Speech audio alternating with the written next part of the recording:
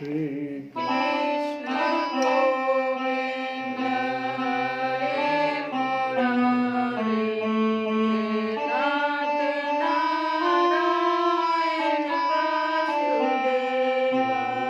Shri Krishna Govinda Hare Murari Nath Narayana Vasudeva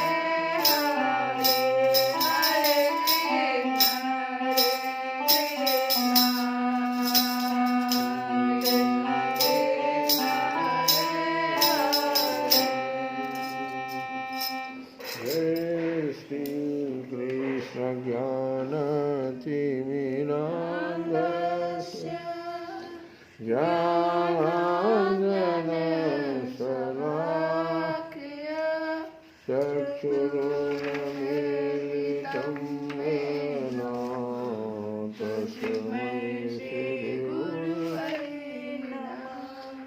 वसुदेवसुतं देवं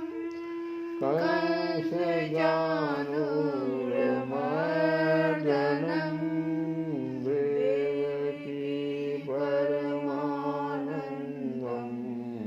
कृष्णं वन्दे जगद्गुरुं रुक्मिणीकेलियन्युक्तं पीताम्बरेषु शोभितं तुलसीगन्धं कृष्णं वन्दे जगद्गुरुं हे कृष्ण करुणा सिन्धु दीनबन्धु जगत्पते गोपेश गोपिकान्तो राधाकान्त सप्तकाञ्चन गौराङ्गी राधे वृन्दावनेश्वरी वृषभानुसुते देवी प्रणमामि हरि श्रीकृष्णाय वासुदेवाय हरये परमात्मने प्रणतक्लेशनाशाय गोविन्दाय नमो नमः। पिछली कथा में हम लोग हरि के अवतार के बारे में सुने थे और भगवान हरि ने संसार में व्याप्त सभी संताप शोकों को हर लिया था, इसलिए उनका नाम हरि पड़ा था। हरि हरि का भजन करो, हरि हरि है हमारा, हरि है हमारा। हरि का भजन करो, हरि है हमारा, हरि है हमारा, हरि है तुम्हारा, हरि है तुम्हारा, हरि है तुम्हारा। हरि नाम लेने वाला, हरि नाम लेने वाला, हरि नाम गाने वाला, हरि का है प्यारा, हरि का भजन करो, हरि है हमारा, हरि है तुम्हारा। अरे हरि नाम लेने वाला, हरि नाम गाने वाला, हरि का है प्यारा, हरि का भजन करो,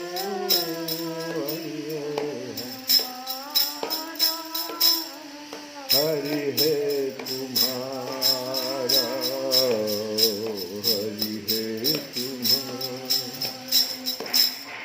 कोई कहे राधे श्याम, कोई कहे सीताराम, कोई कहे राधे श्याम, कोई कहे सीताराम, कोई गिरिधर गोपाल, कोई राधा माधव लाल, कोई गिरिधर गोपाल, कोई राधा माधव लाल, कोई कहे सीताराम, कोई कहे राधे श्याम, कोई कहे सीताराम, कोई कहे राधे श्याम।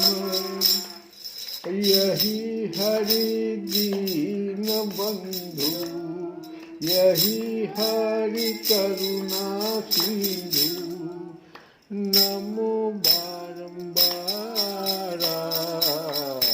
हरि का भजन करो, हरि है हमारा, हरि है तुम्हारा, हरि है तुम्हारा, हरि है तुम्हारा। हरि नाम से तेरा काम बनेगा, हरि नाम से तेरा काम बनेगा, हरि नाम ही तेरे साथ चलेगा, हरि नाम ही तेरे साथ चलेगा। हरि नाम गाने वाला, हरि नाम गाने वाला, हरि का है प्यारा, हरि का भजन करो, हरि है हमारा, हरि है हमारा, ओ हरि है तुम्हारा, ओ हरि है तुम्हारा। जय राधा रमन करे, राधा रमन करे, राधा रमन करे, राधा जय राधा रमन करे, राधा मेरे राधा रमन प्यारे राधा रमन। आज की कथा में हम लोग सुनेंगे कि ब्रह्मा जी कहते हैं कि अनंत भगवान ने प्रलय के जल में डूबी हुई पृथ्वी का उद्धार करने के लिए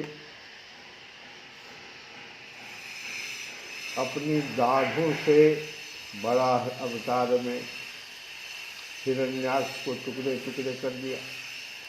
जो आदि दत्ते है हिरण्याक्ष था। कपिल के रूप में उन्होंने अपनी माता को आत्मज्ञान का उपदेश किया और वे इसी जन्म में अपने हृदय के संपूर्ण मल, तीनों गुणों की आसक्ति का सारा कीचड़ धोकर अपने वास्तविक स्वरूप को प्राप्त हो गए। महर्षि अत्रि भगवान को पुत्र रूप में प्राप्त करना चाहते थे। महर्षि अत्रि जो थे भगवान को पुत्र रूप में प्राप्त करना चाहते थे। उन पर प्रसन्न होकर भगवान ने उनसे एक दिन कहा कि मैंने अपने आप को तुम्हें दे दिया। इसी से अवतार लेने पर भगवान का नाम, क्योंकि भगवान ने कहा कि तुमको मैंने आपको दे दिया, तो दत्तात्रेय नाम पड़ा उनका। दत्त दे दिया, दत्तात्रेय। उनके चरण कमलों के पराग से अपने शरीर को पवित्र करके राजा यदु और सहस्त्रार्जुन आदि ने योग की भोग और मुख दोनों ही सिद्धियां प्राप्त। नारद, सृष्टि के प्रारंभ में मैंने विविध लोकों को रचने की इच्छा से तपस्या की। मेरे उस अखंड तप से प्रसन्न होकर उन्होंने तप अर्थ वाले सन नाम से युक्त सनक, सनंदन, सनातन और सनत कुमार के रूप में अवतार ग्रहण किया। ये अवतार क्यों हुआ? तो ब्रह्मा जी सृष्टि के प्रारंभ में विविध लोकों को रचने की इच्छा से तपस्या किया ब्रह्मा जी, और उस अखंड तप से प्रसन्न होकर उन्होंने तप के अर्थ वाले, सन का मतलब होता है तप, तो तप अर्थ वाले सन, सनक, सनंदन, जो सन नाम से युक्त है, सनक, सनंदन, सनातन और सनत कुमार के रूप में कार्य किया। इस अवतार में उन्होंने प्रलय के कारण पहले कल्प के भूले हुए आत्मज्ञान का, प्रलय के पहले जो आत्मज्ञान जो लोग भूल गए थे, ऋषि मुनि भी भूल गए थे, उन ऋषियों के प्रति यथावत उपदेश किया आत्मज्ञान का, जिससे उन लोगों ने तत्काल परम तत्व का अपने हृदय में साक्षात्कार कर लिया। धर्म की पत्नी दक्ष कन्या मूर्ति के गर्भ से वे नर नारायण के रूप में प्रकट हुए। उनकी तपस्या का प्रभाव उन्हीं के जैसा है। इंद्र की भेजी हुई काम की सेना अप्सराएं उनके सामने जाते ही अपना स्वभाव खो बैठी।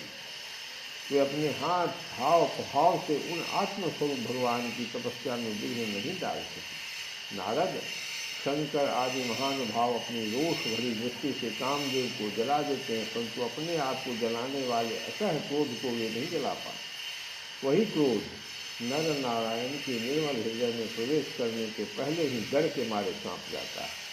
फिर भला उनके हृदय में काम का प्रवेश तो हो ही कैसे सकता है।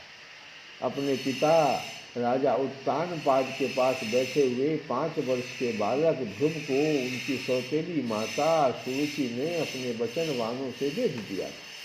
इतनी छोटी अवस्था होने पर भी वे उस ग्लानि से तपस्या करने के लिए वन में चले गए।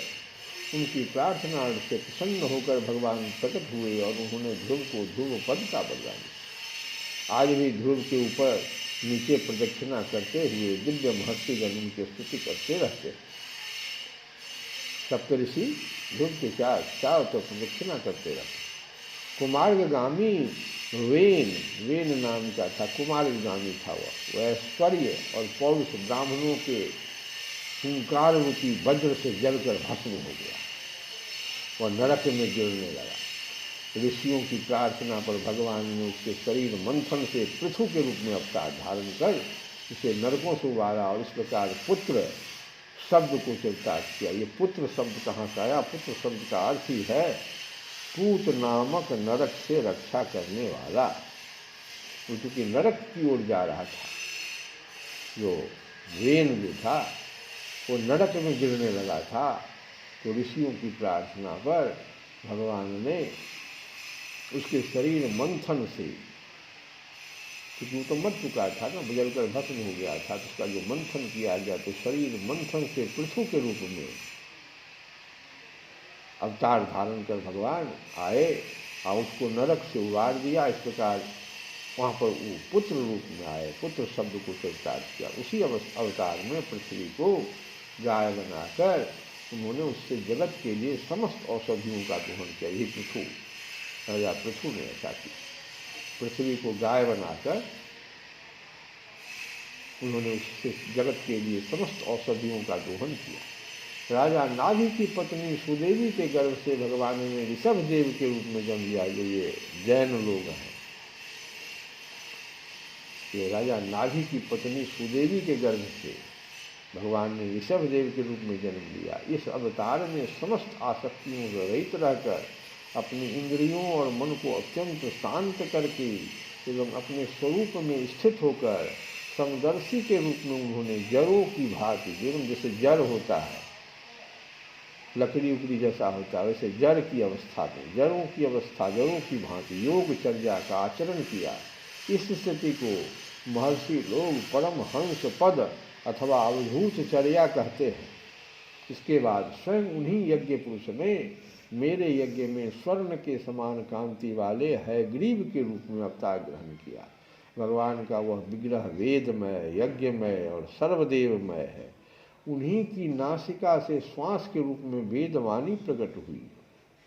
हयग्रीव के रूप में जब भगवान आए यज्ञ से, ब्रह्मा जी यज्ञ कर रहे थे तो उस श्वास चलाए, उससे वेदवाणी प्रकट हुई। चाक्षुष मनवंतर के अंत में भावी मनु सत्यव्रत ने मत्स्य रूप में भगवान को प्राप्त किया था। उस समय पृथ्वी रूप नौका के आश्रय होने के कारण वे ही समस्त जीवों के आश्रय बने और प्रलय के उस भयंकर जल में मेरे मुख से गिरे हुए वेदों को लेकर वे उसी में विहार करते रहे। ब्रह्मा जी भी उस प्रलय में इतना डर गए थे कि उनके मुख से वेद गिर गया। तो मत्स्य रूप में जो भगवान थे सबको बचा भी रहे थे, नौका को, और वेद को भी अपने धारण कर लिए थे मुख। जब मुख्य मुख्य देवता और दानव अमृत की प्राप्ति के लिए क्षीर सागर को मथ रहे थे, तब भगवान ने कच्छप के रूप में अपनी पीठ पर मंदराचल धारण किया। उस समय पर्वत के घूमने के कारण उसकी रगड़ से उनकी पीठ की खुजलाहट थोड़ी मिट गई, जिससे वे कुछ क्षणों तक सुख की नींद सो सके। देवताओं का महान भय मिटाने के लिए उन्होंने नृसिंह का रूप धारण किया। फड़कती हुई भौं और तीखी दाढ़ों से उनका मुख बड़ा भयावना लगता था। हिरण्यकश्यप उन्हें देखते ही हाथ में गदा लेकर उन पर टूट पड़ा। इस पर भगवान नृसिंह ने दूर से ही उसे पकड़कर अपनी जांघों पर डाल लिया और उसके छटपटाते रहने पर भी अपने नखों से उसका पेट फाड़ लिया। बड़े भारी सरोवर में महाबली ग्राह ने गजेंद्र का पैर पकड़ लिया। जब बहुत थक कर वह घबरा गया तब उसने अपनी सुगढ़ में कमल लेकर भगवान को पुकारा, हे आदि पुरुष, हे समस्त लोकों के स्वामी, हे श्रवण मात्र से कल्याण करने वाले। उसकी पुकार सुनकर अनंत शक्ति भगवान चक्रपाणी गरुड़ की पीठ पर चढ़कर वहाँ आए और अपने चक्र से उन्होंने ग्राह का मस्तक उखाड़ डाला। श्री कृष्ण गोविंद हरे।